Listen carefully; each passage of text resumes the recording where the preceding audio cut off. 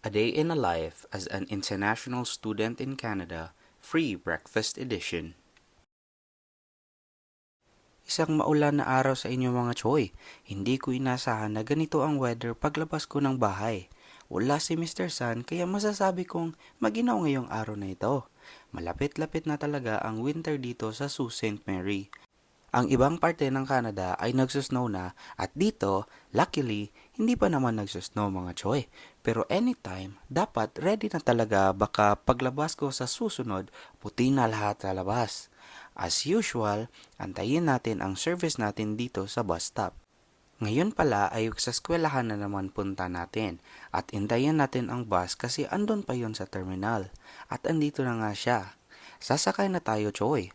And after 15 minutes, nakarating din tayo ng school. Kaya lakad na tayo mga Choy para nang makapag-breakfast na. Oo, tama ang narinig nyo mga Choy. Breakfast. Oo nga, breakfast nga. Every Thursday pala dito sa Sault College, may pa-free breakfast pala school namin. O di ba? Ang galing.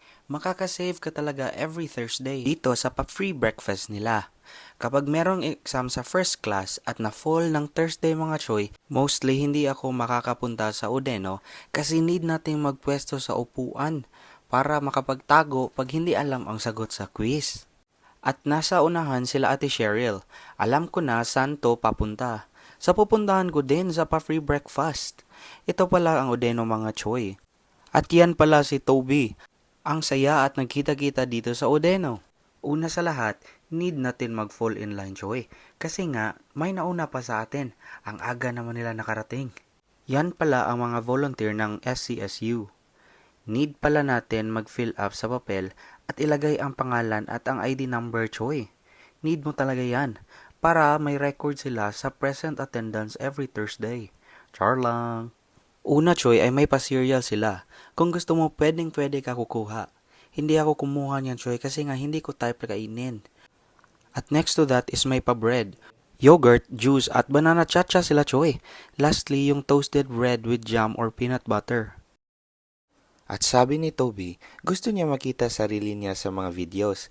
Kaya Doc Toby, andito ka na ha? Huwag ka na sanang magtampo.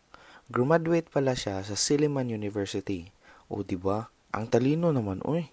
Sana all. Physiotherapist pala siya sa Pinas for many years. Kung sino gusto magpa-session, sabihan niyo lang ako kasi expert to sa may mga scoliosis. Hopefully hindi ako nagkamali sa mga sinabi ko sa iyo, Tobs. Kinuha ko pala ay bread, banana, juice at toasted. Sa dami ng kinuha ko, hindi ko na naubos. Kaya binigay ko na lang yung toasted ko kay Sharon. Ang klase pala namin ay magsimula ng 8:30 ng morning at since 15 minutes lang at nakaabot na kami ng school, may another 15 minutes pa para kumain. Pero okay lang naman professor namin, even latecomers. Basta, maabutan mo lang talaga ang attendance. Kasi siya sometimes, mag-a-attendance yun. Pero most of the time, hindi naman. Isa sa mga na-amaze talaga ako dito ay ang ambience ng lugar. Ay parang hindi ka nasa eskwelahan, parang nasa restaurant ka lang o sa ibang mga kainan o malls. O ayan, nasyunga-syunga na ako paano ubusin lahat. Naabutan na pala kami ng 8:30, kaya bilis-bilisan na natin ang galaw natin mga choy. O yan, nag-open na ang elevator. Pasok na tayo, Sharon, Ate Cheryl at Francesca. Yan ay papunta na talaga kami sa room. At tsadan, yan na ang room namin. Pagpasok pala namin, nandyan na ang prof namin. Agad-agad na kaming nag-open ng computer at nang makalagin na. Pinapabasa pala kami ng kahaba-haba na case study choy about A&D High-Tech Managing Project for Success from Kellogg School of Management. Grabe choy ang haba nito. Pinabasa at dapat naming i-understand ang company history, business case, project history, review meeting, organizational chart, technical architecture, physical infrastructure, prototypes, work breakdown structures, resources, resource assignment, at scheduling. First time ko talaga na nakita ang haba-haba na case study. Since ito pinapagawa sa amin, Choy, hindi ko natapos basahin, uy. I choose my battles, Choy. Ang daming information kailangan tandaan. Kaya agad-agad na ako nag-open ng Microsoft Project kasi gawa namin ito ng network diagram at Gantt chart para madaling ma-analyze ang completion of the project. Sabi ng prof namin, I'll give you time to read the case study. Ako, Choy, nag-open na agad ako ng MS Project kasi gusto ko na ngang simulan ang trabaho na to. Kung nag-explore ako nung una, Choy, nag-explore din naman pala ang prof namin. O 'di ba? It's a tie.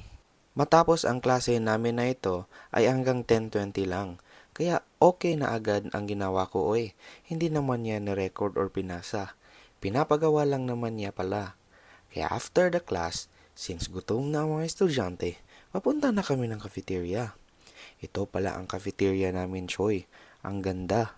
Sabi ko nga kanina, parang hindi ka talaga nasa eskwelahan. Pero inaantay pa namin mag 11:30 or 12 o'clock, Choy, before kumain. Kasi nga, baka magutom kami later on sa next class namin. Dito sa cafeteria, may maraming mga masasarap bilhin na pagkain. Actually, okay lang talaga hindi ka magbaon ng lunch mo kasi makakabili ka talaga dito. Pero Choy, since mayaman tayo sa pera, magbaon tayo Dapat magluto tayo ng baon para makasave-save tayo. Walang bili-bili. Baon-baon ang uso sa amin ng kaibigan ko. Kasi nga, later on na yung bili-bili na yan. Kasi wala pa tayong mga budget, Choy. Also, may mga microwaves din dito sa cafeteria. Kung gusto mo initin ang baon mo, pwedeng-pwede mo gamitin ang microwave para initin pagkain mo, Joy. Dalawang baonan talaga ako always kasi nga, ang lakas ko kumain. Isang baonan sa rice at ang pangalawang baonan is ang ulam. Hindi man good mood itong syungang katabi ko, Itong si Sharon, ang daming iniisip. Late na niya na-realize na meron pa pala siyang reflection exam na hindi nagawa. Mga ilang days naman yun, Sharon, Buti na lang, naalala mo yan. Kasi kung hindi ako nagkakamali, deadline ngayon. Sharon ni Sharon ka talaga. At time's up.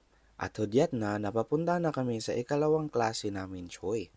At ito yung Principles of Project Management na magsisimula ng 12:30 at matatapos ng 3:20 ng hapon. Sa schedule namin, Choy, 2 klase lang kami sa isang araw. Ito na nga at nakaabot na kami. Ilabas ang laptop, ilagay ang bag, at umupo na, Choy. You're a month into the project, let's go out for lunch. Right? You have a half-hour lunch, but guess what? We're going to take 2 hours. And sad life, makinig na tayo sa ating prof mga guys. Pero ang tataas lang talaga ng time ng klase dito.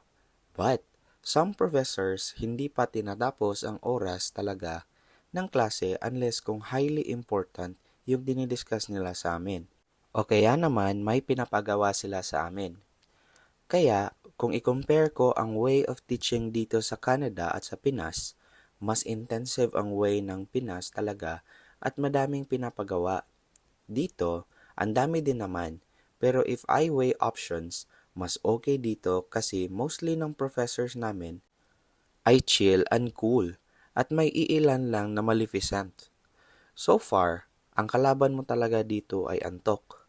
Antok na antok ka while nakikinig at tiningnan ang PowerPoint niya na hindi naman niya plinay ang slides. Char lang. Pagkatapos ng klase, hindi pa natapos ang araw ko mga Choy. Need pa natin pumasok sa trabaho para may pambili tayo ng pagkain. Ang pasok ko pala ngayon ay 5 p.m. to 8 p.m. ng gabi. 3 hours lang pala ako ngayon sa work ko mga Choy. Kaya akala ko talaga malate pa ako. Buti na lang hindi pa. Umuwi pa talaga ako ng bahay niyan kasi nag-call of nature, Choy, before tayo mag-work. Baka doon tayo mag-call of nature. Ang travel time pala ng bahay going to work ay probably 20 to 25 minutes. Hindi ako nakapag-video, Choy, kasi hindi nga pwede, di ba? So, nag-video na lang ako pagkatapos. Yun na lang muna. Bye-bye!